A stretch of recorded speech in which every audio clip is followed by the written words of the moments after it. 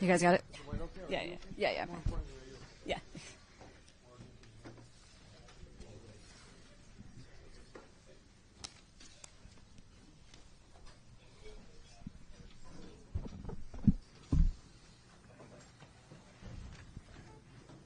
Again, my name is Chief Sean Barnes, Shonbarnes, with our third update of the day regarding our school shooting here in Madison, Wisconsin. Here are the latest updates. The reunification of students and their loved ones who survived this incident is complete. All student survivors have been reunified with their parents. We're still in the process of reunifying some of our staff, our teachers who selflessly stayed back to make sure our kids were okay. We're currently reunifying them with their loved ones as well. We do understand that this process of reunification may have taken a while, and parents really wanted to see their children, give their children a hug. Certainly I would as a father, but we are fortunate that that process is complete. As such, I want to thank the Dean Clinic.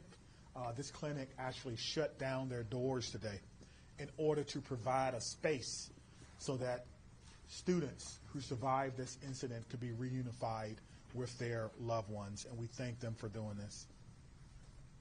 At this time, we're still working on a motive, trying to determine why this happened. We know that there is some information that may be circulating about the shooter. I cannot, at this time, formally tell you the age or gender or name of the shooter.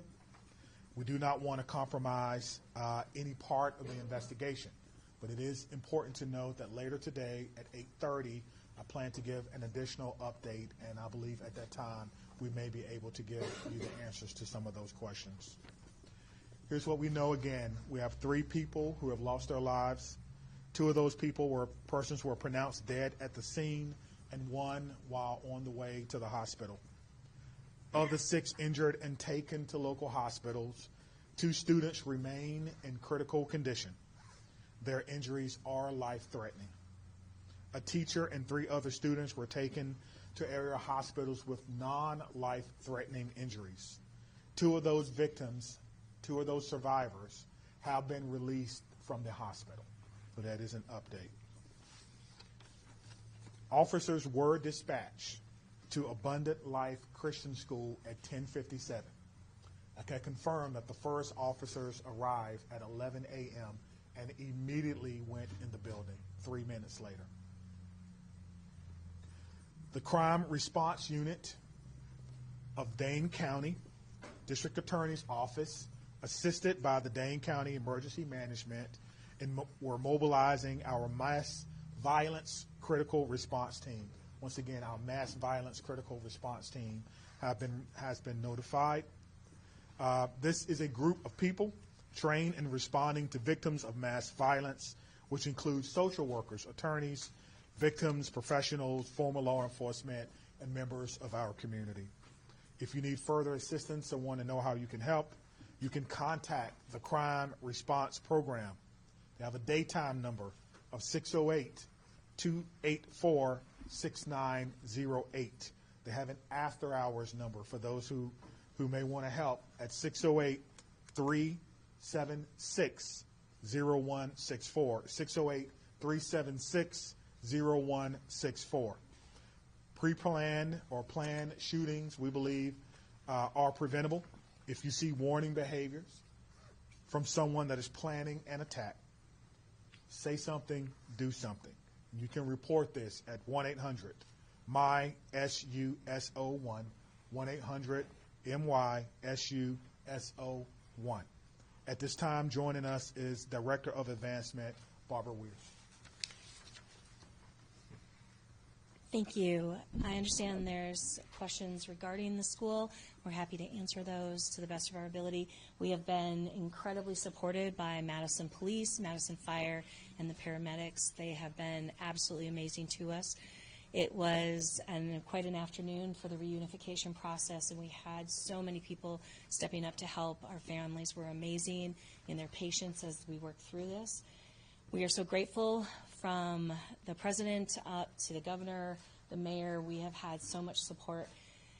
This has obviously rocked our school community, but we know it affects not just our school community, but Madison and the greater area and all schools. And so our hope is that there will be some good that comes out of this as we can learn and grow and continue to support other schools.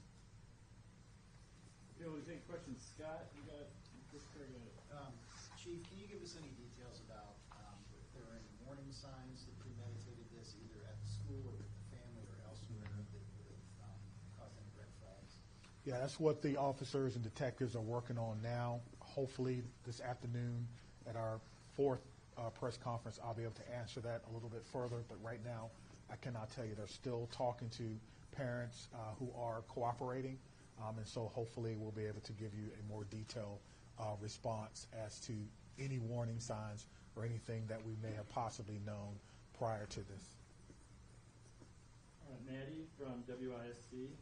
There's been heavy police presence at a home on the north side. Can you confirm if that's related to this? I can confirm that it is related to this and everyone is cooperating. And so hopefully later today, if you stick around, we'll be able to give you more information about that and what we may have learned from that process. Again, this is a situation where students, teachers were injured and killed, and everyone wants to cooperate. Everyone wants to give as much information as they can so we can piece this together for our community. Thank you. Okay, Phoebe from Wisconsin Watch. Yeah, hi, Chief. So, accounts online are sharing doctored and debunked photos to push a narrative about the identity of the shooter that goes far beyond what has been released publicly. Can you respond to that, and can you also say what effect that has on either the families of the victims or the public's trust in the law enforcement investigation? If what you say contradicts this media or this narrative that's in social media? Absolutely. Social media is something that, quite frankly, I can't control, and neither can anyone in this room.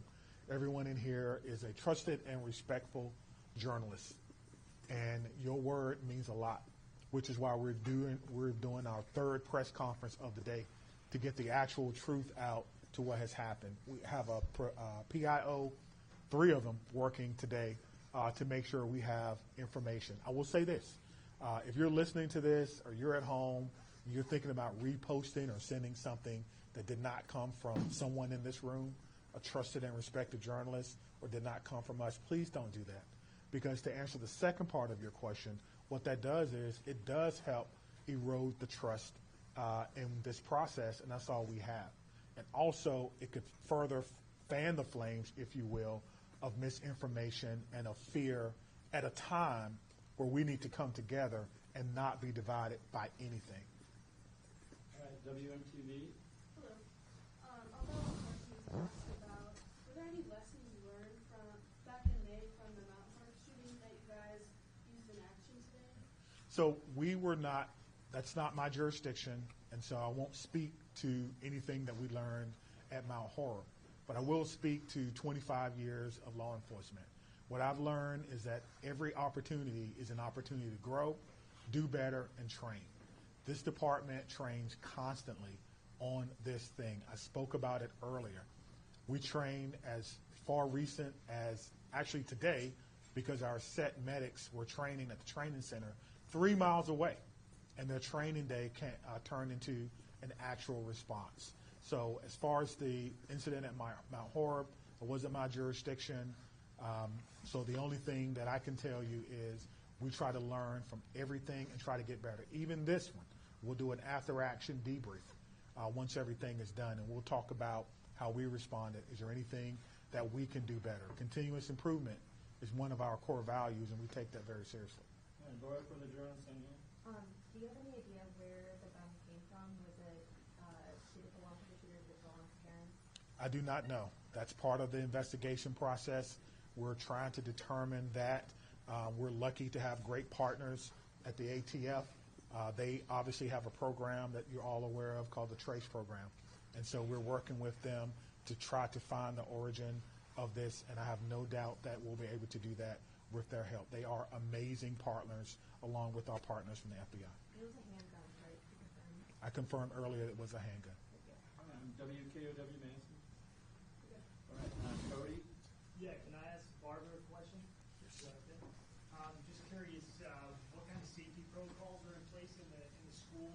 Do you have metal detectors, police on staff, kind of anything like that? Does this kind of change the way things will be looking for? I know it's kind of early to ask. We're a small private Christian school here on the east side of Madison. We serve 3K to 12.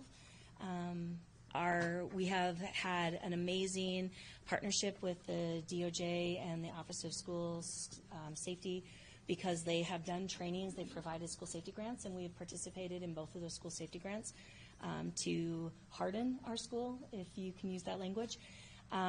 We do not have metal detectors, but we do have a number of security protocols in place. We have always been told not to share our security protocols with publicly because then those who might want to do harm will know your security protocols. But the students are aware that there are cameras in the building, and we do monitor those regularly in the offices so that we know what is happening in the hallways. We also have other safety measures throughout the building, but as to a metal detector, no, we do not have. We do abide by the policy of visual scans every morning as students come into the building, so every student is visually scanned before they go into up to their locker spaces or into their classrooms. How many students are there? 420, 3K to 12. Lucas from the State Journal, what part of the school did the shooting happen in? Say again. I said, what part of the school did the shooting happen in? It happened near the, so the school is obviously segregated into sections. I'm told that it happened at a period of time when the transition was complete. Students were where they were supposed to be, near classrooms in the hallway. I did not, again, go into the school, so I don't know the exact nomenclature of where it happened, but it happened in the learning part of the school. So once, Speak to that, maybe the specifics of the layout of the school. yeah, because we're still investigating, we'll just leave it at that. Thanks. All right, Sarah from WPR. You mentioned that the school has a partnership with the Office of School Safety, with the Wisconsin Attorney General's office. Did police have access to blueprints of the school as a result of that partnership, and how did that result in this response? We have that all uploaded. I don't know what the police did. You want to? So, Okay. I can speak to the blueprints and the maps. We do have those uploaded as part of our reporting to the Department of Justice and the Office of School Safety. How they were used, I don't know. I do know that the police were going through and they were working with staff to secure the different areas, and that they did have maps. So whether those are the blueprint maps or what they were using, that I can't speak to, but I do know that they did have maps. Just to clarify, when you said visual scans, is that sort of like looking at a student up and down, or is that going through a scanner device? It's a visual scan where we look at the student to see if there's anything unique or unusual in them. All right, Ken from WKPT.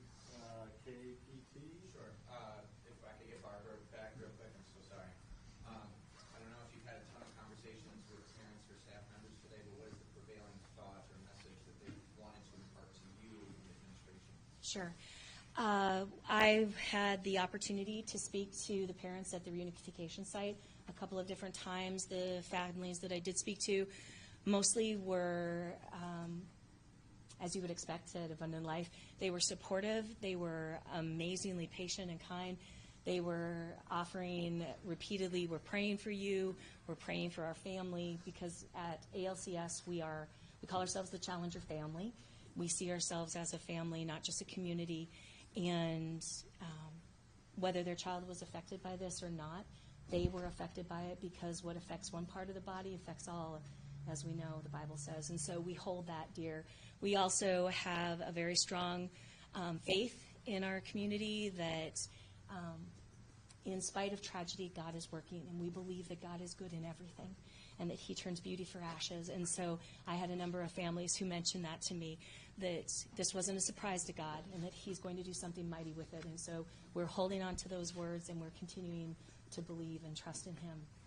He is our foundation at Abundant Life Christian School. We exist to bring and to build disciples of Jesus Christ, and so we have complete faith that he will carry us through this. All right, Danielle from Jeff Times. I have another question for Barbara. Sorry for being back up. That's fine. So what details can you share about what kids were up to right before the shooting started? The environment, what the morning was like? So some of this is part of the investigation, so I think there's limited things that I can say at this time. Once the investigation is complete, obviously there will be more that will be shared. We certainly don't want to say anything that would impede MPD. That would be critical. So I will actually step aside and let the Chief Barnes speak to that because he is the lead for that. Yeah, I don't have anything to add. We're certainly working to get as much information as you can. We'll do another, a fourth, I think, press conference today, later on today, I think at 8:30. And so hopefully we will have a little more information for you. Okay, Dee with PBS Wisconsin. Chief Barnes, were there other search warrants executed today in addition to the house on the north side? I'm not aware of any. All right, Carl from NBC 26.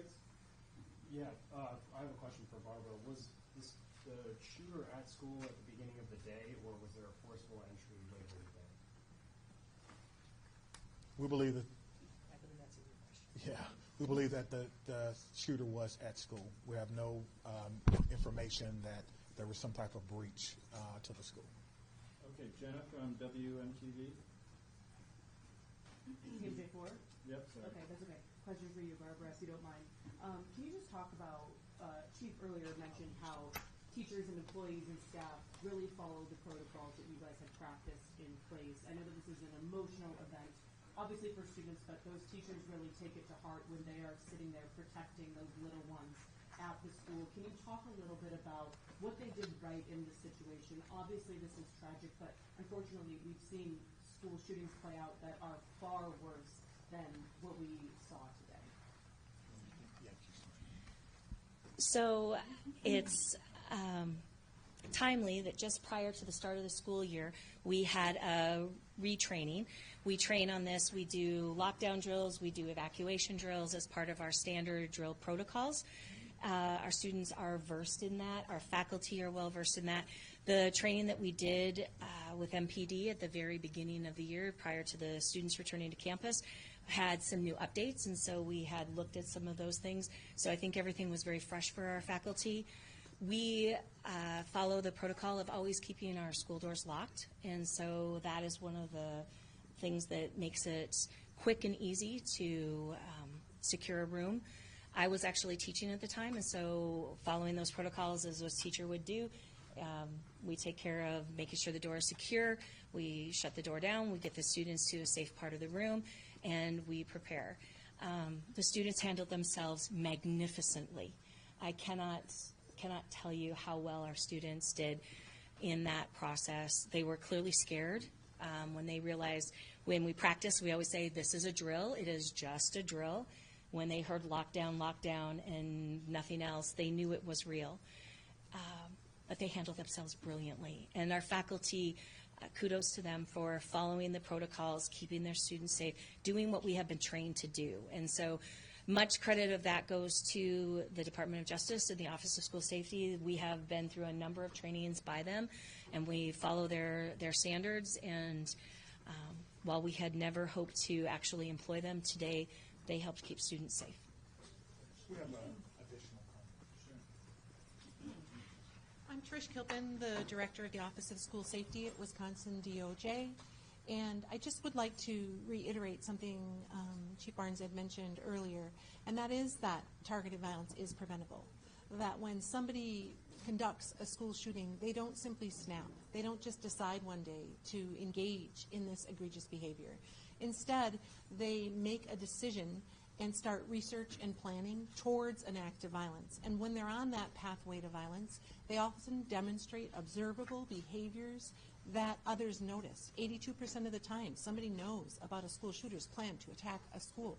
So I encourage all in the community, students, parents alike, to report to Speak Out Wisconsin, our 24/7 call center, where we do receive concerns about planned school attacks and deliver them locally to local law enforcement and schools to intervene to prevent violence. Can you say and spell your first and last name, please, Chris? Trish Kilpin, TRISHKILPIN, Director, Wisconsin DOJ, Office of School Safety. All right, Shalini from WRT. Yeah, this first question is for Director Weir. I know that the school is in the last days of classes before winter break. What are your school's plans for the rest of the week, and what kind of community process and understanding that you might not that Sure. you have in the works? So at this time, the school is a crime scene, so the students nor staff can be on site. We want to make sure that we work in tandem with Madison Police and have them do everything that they need to do. So we will abide by their standards, and when they say we can be back in the building, we'll return back to the building. We do have a goal of trying to get our staff together here early in the week and then try to have some community opportunities for our students to reconnect before the holidays. Whether we will return to classes this week, because this was our last week, we were done on Friday, is still to be determined. I do know that there is talk of a public vigil down at the Capitol. We are so grateful that we have this amazing support from the community, and so we thank them for that. Our families will, I would guess, participate in that, and I'm sure that as we move forward, we will have more plans of what we will do specifically for them. Our focus today was the reunification of getting kids to their families. All right, we don't have too many more. Whitney from CNN. Through the parents' cooperation, and I know you're reluctant to talk about motive at this point because there's so much to know, but have they given you any indication that they know perhaps what the motive is? They're still in interview, so we don't know what they're telling our detectives. I can only tell you that because they're still in interview, because they're still talking, we are getting cooperation from them. As to the specifics of what they're saying, we don't know that. One of the things that we try to do, that we've learned doing interviews with people who are cooperative, is not to interrupt. And so I would not want to interrupt the interview just to give information. We'll come back a little later. If we can have more information, we'll do that. Thank you. All right, Rob from Fox 9. All right, Adam from CBS Milwaukee. Hey, Chief, right in front here. What can you tell us about whether these victims were targeted at all, and are there cameras inside the school? Yeah, I think whether they were targeted or not would speak to motivation, and we don't know that answer just yet. But I do believe the director stated that there were cameras inside the building, public space cameras. Dane from, go ahead. How many shots roughly were fired? No, we do not know that. That will be a part of the forensic investigation. Our crime scene investigators will be going through that, and we have also have been offered help from the FBI if we needed additional help to actually process the scene as well. But right now, that's a question that we really cannot answer. Okay, Nick from WISN. Is anyone in custody, and is there any reason to think that there is anybody else involved? There is not, no. Brett from Fox 6. Were there any other weapons or any notes left behind? Not that I'm prepared to share now. Bob from ABC News. Yeah, we were wondering where the mayor is right now and what is more important for her than attending this. She was here earlier. She gave her statements, which I thought were very appropriate. We're going to do multiple press conferences, and so we want the focus to be on information for the community that's going to come from the police department. So that is what I will tell you. She was here earlier, and maybe you missed it, but she was here. And I also want to say that I do not know that. I do not know that, but I do know she was here when we had our main press conference. Additionally, we have been receiving a lot of calls. I was on the phone with the Attorney General, Merrick Garland. I know we did receive a call from the President and his office and several others from around the state, including the governor, and so we thank them for their interest in that. Okay, Mills from News Nation. This is for Barbara. Do you guys have a school resource officer? And then also, too, is the school one level, two level? When you walk in, what's that look like? Sure. Yeah. 2 levels. Sure. So we do not have a school resource officer. Again, as a small school, that is outside of our possibilities right now. We are a 2-level school, so there's 2 tiers to us. We are shaped as a giant L. We have a main entrance through that is secured during the school day. So anyone coming in after school hour, when school starts at 8:05, would need to buzz in and be let in. All right, I'll let Chief Barnes close this out, and then we'll be back at 8:30.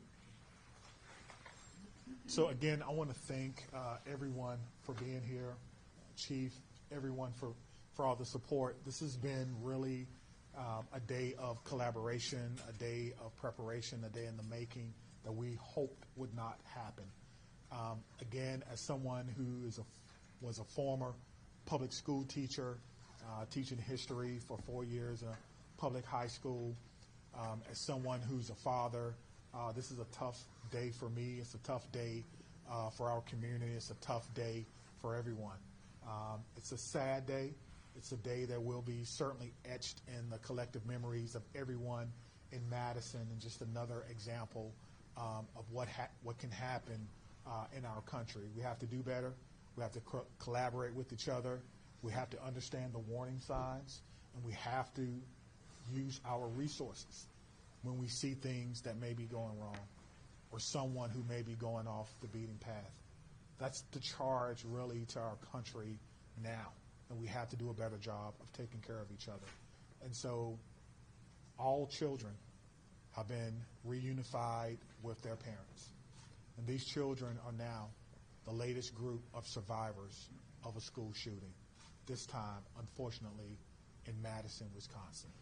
We will try to come back around 8:30 with additional information for our fourth press conference of the day. Thank you for being here.